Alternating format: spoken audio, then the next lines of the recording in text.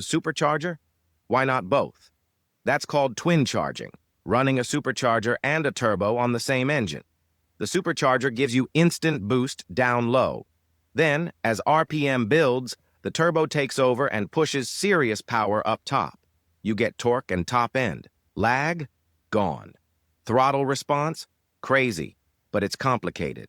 More parts, more tuning, more ways to blow things up. VW, Lancia, and even Nissan have done it stock, but it's rare for a reason. Follow if you want chaos under the hood.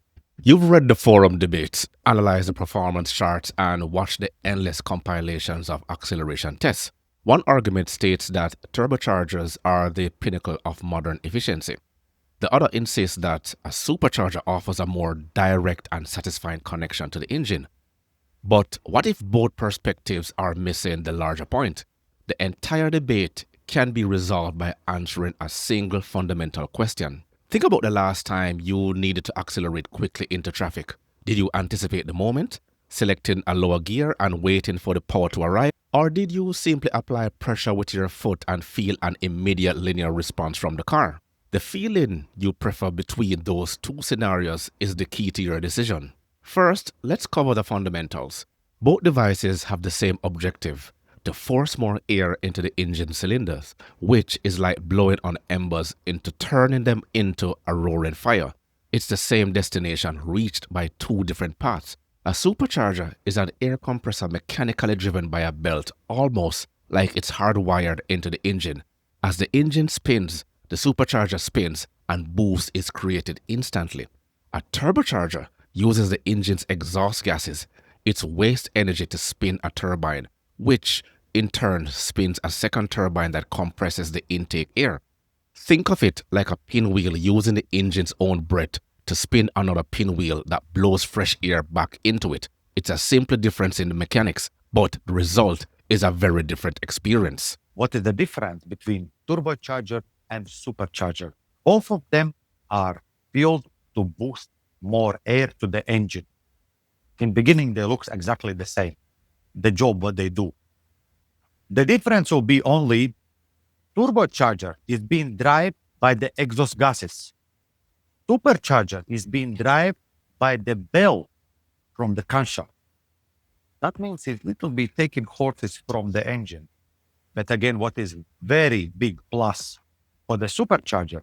Supercharger will not give you that turbo lag in beginning. When you put pedal to metal, supercharger will fire immediately. Turbocharger will need to little be build up.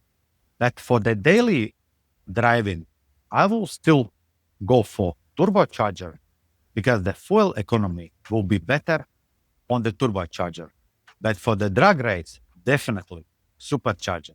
So ask me your questions if you have something about diesel engine. On paper, the distinction seems clear. Supercharger equals instant response. Turbocharger equals higher peak power.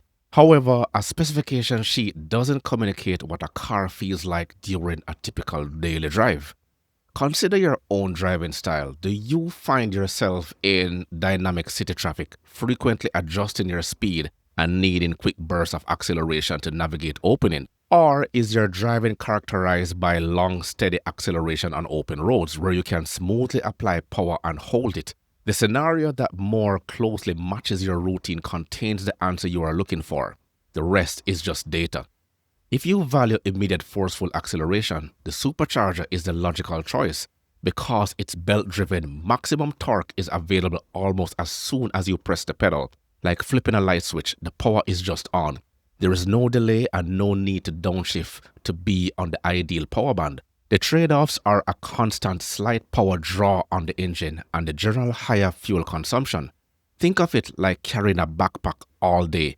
Even when you're just walking, you're still bearing that extra weight. For many, the instantaneous response is worth the compromise. Both turbos and superchargers are designed to make your engine produce more power, but they do it in very different ways. Let's start with the turbo. A turbo uses the engine's own exhaust gases to spin a turbine, which then drives a compressor wheel. This compressed air is forced into the engine's cylinders, allowing it to burn more fuel and create more power. The advantage: turbos are extremely efficient because they recycle energy that would otherwise be wasted through the exhaust. That's why you often find them on smaller engines, like those in modern hot hatches, or on massive diesel engines in trucks. But there's a catch. Turbos have something called turbo lag, a delay in power delivery, because it takes a moment for the exhaust gases to spin the turbine up to speed.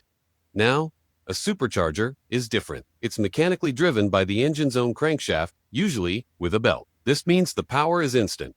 There's no lag because the compressor is spinning as soon as you hit the throttle. Superchargers can produce massive low-end torque, which is why they're often used in American muscle cars, high-performance, sports cars, and even dragsters. But the downside, they're less efficient because they take power directly from the engine to run. So while a supercharger can give you instant, brutal acceleration, it also costs a bit of horsepower just to keep it spinning. That's why you rarely see them on modern fuel-efficient cars. In short, turbos are efficient but can have lag. Superchargers are instant but cost power. And if you really want the best of both worlds, some cars, like the Volvo S60 Polestar or the Volkswagen Golf 1.4T, actually use both, a supercharger for low-end power and a turbocharger for high-end boost. It's a complicated dance of air and power. But when it works, it's a beautiful thing. Stay curious. But perhaps you value peak performance and are willing to accept a brief delay for a greater reward. Once a modern turbocharger builds pressure or spools up, it's like drawing back a slingshot. There's a moment of tension followed by a massive release of energy. The power increase can feel almost limitless through the upper rev range.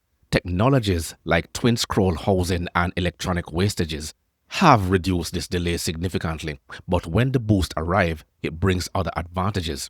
Greater top-end power, better fuel economy during cruising, and a signature surge of acceleration that feels like a rocket's second stage igniting long after a supercharger's power curve has flattened. Let's look at the numbers. On a representative 5.0 V8 engine, a supercharger might add 90 horsepower at just 2,500 RPM, which is ideal for city driving. A turbocharger system of a similar scale might not deliver its full impact until about 3,200 RPM, but by 5,500 RPM, it could be adding 160 horsepower and still climbing. You are choosing between immediate torque and a more dramatic top-end power gain. For the home mechanic, installation is a factor.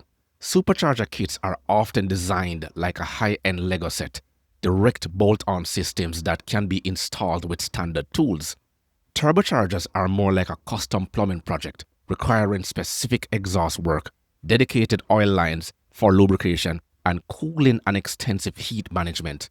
On the other hand, the extreme temperatures a turbocharger operates in demand high-quality synthetic oil and careful cool-down procedures, while a supercharger's maintenance is often simpler. Still, the deciding factor shouldn't be the installation, but the driving experience you desire. Supercharger versus turbocharger. What's better? A supercharger works by being driven by the engine's crankshaft and has the benefits of immediate power boost with no lag, but it does have a higher fuel consumption.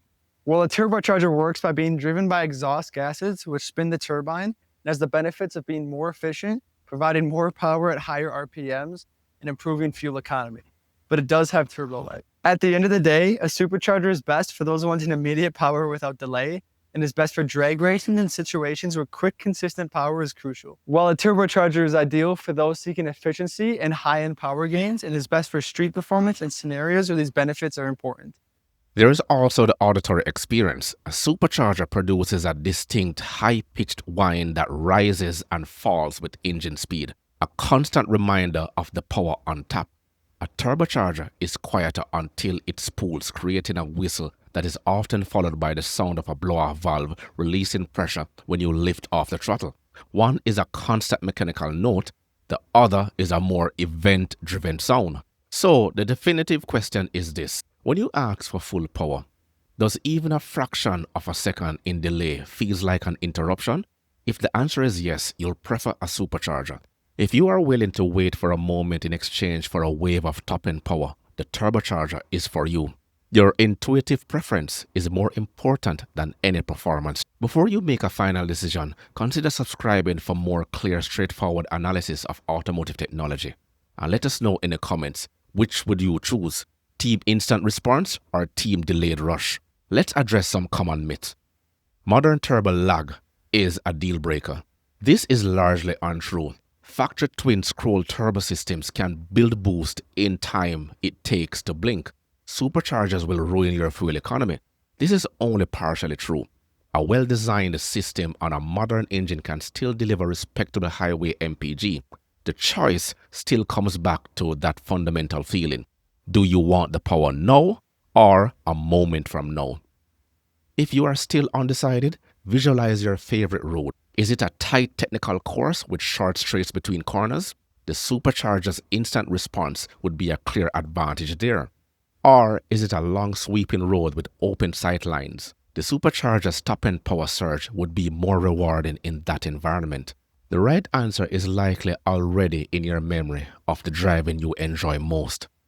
Turbocharged engines wear out faster. A turbocharged engine can wear out faster than a naturally aspirated engine, mostly due to the fact of that its power is being produced by forced induction. So there's air being forced into the engine in a turbocharged engine or supercharged versus an engine that is just the vacuum of the engine itself drawing air in. The most prevalent thing with a turbocharged engine is engine maintenance. Having your oil changes serviced routinely and with the correct oil. If you are not using the correct oil in a turbocharged engine, you will see a lack of performance and a lack of life expectancy for that engine. All engines wear out over time, and routine oil maintenance prolongs that wear. So as long as you are performing your oil changes routinely and an acceptable amount of mileage determined by your driving style with the correct oil, your turbocharged engine should last pretty much as long as a naturally aspirated one. Like I said, turbocharged engines are more maintenance frequent than a naturally aspirated engine, mostly because of the forced induction of the engine. The engine is being force fed air. Having a good quality oil and filter will greatly increase the life expectancy of those engines. And it's not about spreadsheets or complex charts.